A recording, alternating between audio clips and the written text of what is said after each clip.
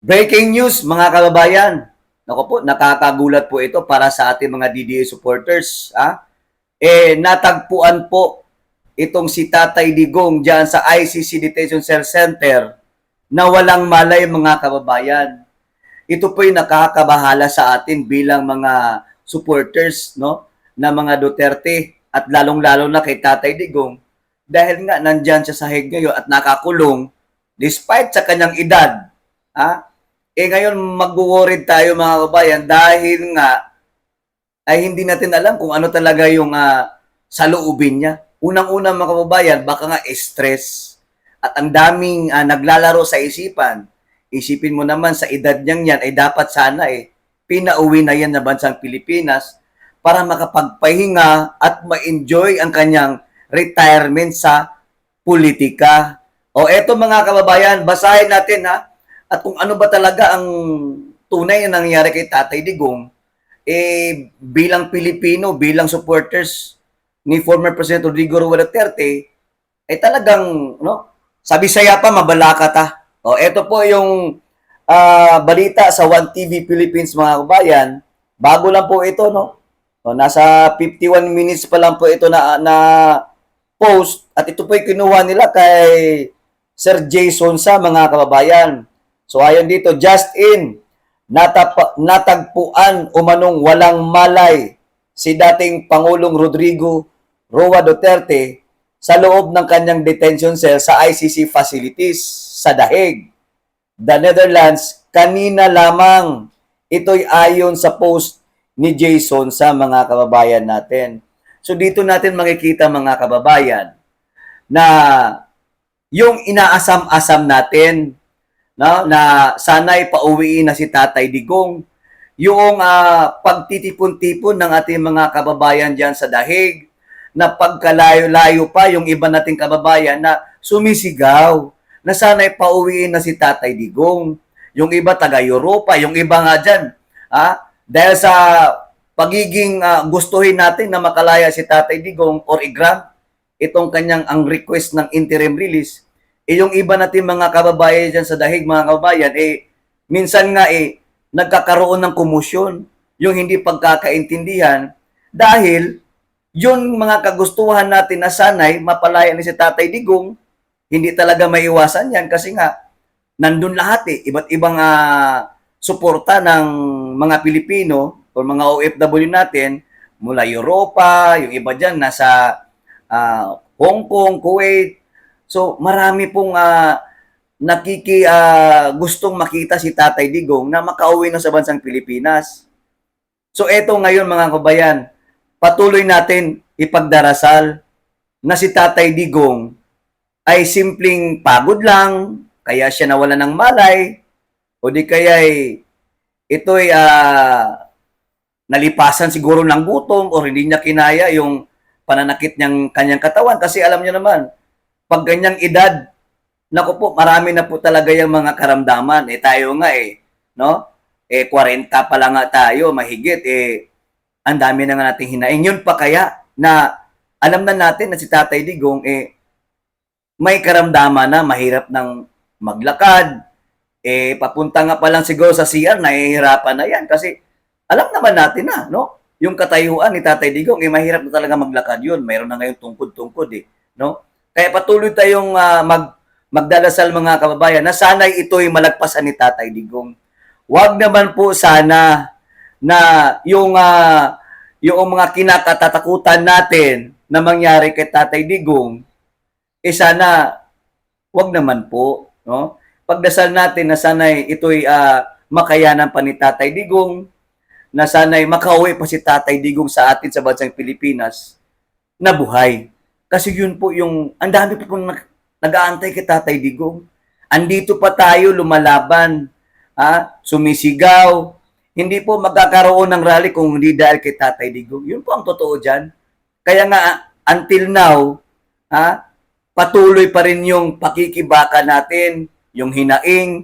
Katunayan nga, masaya nga tayo kasi nga, meron ng petsa na kung saan pagdidesisyonan yung request ng kampo ni Tatay Digong na sanay mag-grant na yung interim release na inaasam-asam natin mga Duterte supporters.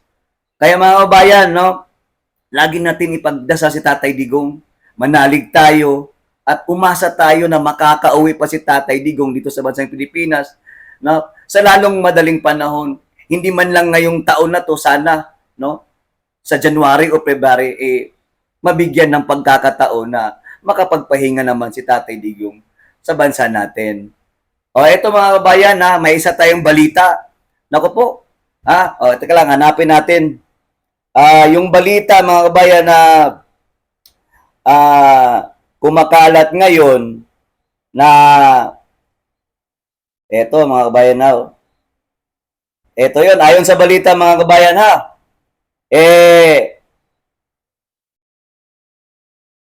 nagbigay na or nag-serve ng warrant itong mga kapulisan diyan sa Taguig PNP mga kabayan patungkol doon sa kaso ni Zaldico mga kababayan natin Basahin natin dito.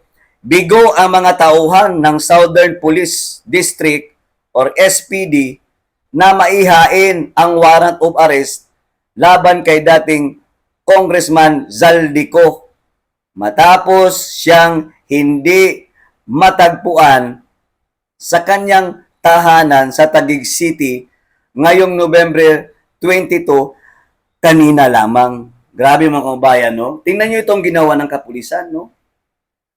Ano ba to? Kabilang ba to sa scripted din nyo? Sa kadramahan? Alam naman ng lahat ng Pilipino na wala si Zaldico dyan. Matagal na sinabi na umalis na ng ibang bansa kasi nga may medical treatment. Ano ba to? Pinagluloko nyo lang yung sarili nyo dyan. Grabe naman kayo mga PNP, mga kapulisan dyan. Kailangan ba talagang iserve? Kahit alam nyong wala si Zaldico sa kanyang tinitirhang bahay? Di ba nga sinabi nga ng manager security or security guard nila dyan na matagal nang nakapadlock, 1 month mahigit na, sarado na po yung bahay dyan. Kita nyo itong mga kapulisan. Huwag kasi kayo magpauto kay Boying Rimulya. Kita nyo naman yung mama na yan. Bendalo nga yung pinapairal, binabali yung batas. Kahit alam na ng mga kapulisan na wala si Zaldico, ipipilit pa din iserve. O lalo na yung kapatid niyang si John Vic Remilla ng DILG. Mas lalo na, parehas lang yan sila. Mga kampo ng Alipores na mga bangag. Di ba? Kaya huwag na tayo magpaloko mga kabayan. Nakikita na natin yung galawan nila, yung estilo nila na magpapakita lamang na through public publicity. Para kunwari, nag-serve sila. Pero ang tanong nito, may warrant si Zaldico. Ang tanong lang dito mga kabayan, mapapakulong kaya nila si Zaldico? At yung iba pang mga kinasuhan. Yun ang katanungan dyan. Kasi mahirap naman yung mayroong warrant of arrest, may kakasuhan, pero yung talagang sentro ng magnanakaw dyan sa anumalyang ghost projects, patuloy pa din na free. Sabihin na natin na nag-away-away sila, nagdaglagan na sila dyan, itong si Zaldico, ginawang collateral damage, at ito namang si Tambaluslot, abay, kapwa, hayahay, hindi na natin mawari kung nasaan si Tambaluslot ngayon. Baka nga, nandun na din sa ibang bansa, kasi sobrang tahimik si Tambaluslot Martes Romualdez ngayon. Ang nagiging trending ngayon, itong si Zaldico. Pero wala tayong naririnig kung saan ngayon si Martin Romualdez. O baka nga, dahil dito nila tinitira or pinapalakas nila yung balita kay Zaldico. Pero itong si Tambaluslot gayon, unti-unti na palang umalis sa bansa natin. So grabe, no? Kaya wag na tayo magpadala sa mga estilo nila. Props lang 'yan. Grabe naman tong kapulisan na to. Hanggang dito na lamang mga kababayan. Ipagdasal po natin na sana'y maging okay si Tatay Digong at mag-antabay tayo sa update sa Hague kung naka-recover na ba si Tatay Digong, kung ano ba talaga ang nangyari, no, kung bakit biglang nawalan siya ng malay sa ikalawang pagkakataon na po yan, mga kababayan, ha. Kita nyo yun? At abangan din natin yung reaksyon ng pamilyang Duterte, no, lalong-lalo na kay Ma'am BP Sara Duterte, patungkol diyan sa kalagayan ni Tatay Digong ngayon sa Hague, na kung saan siya lang mag-isa, walang nagbabantay, walang nag-aalaga na pamilya, kundi tanging si Tatay Digong lamang. Hanggang dito na lamang, mga kababayan, hanggang sa muli. God bless us all.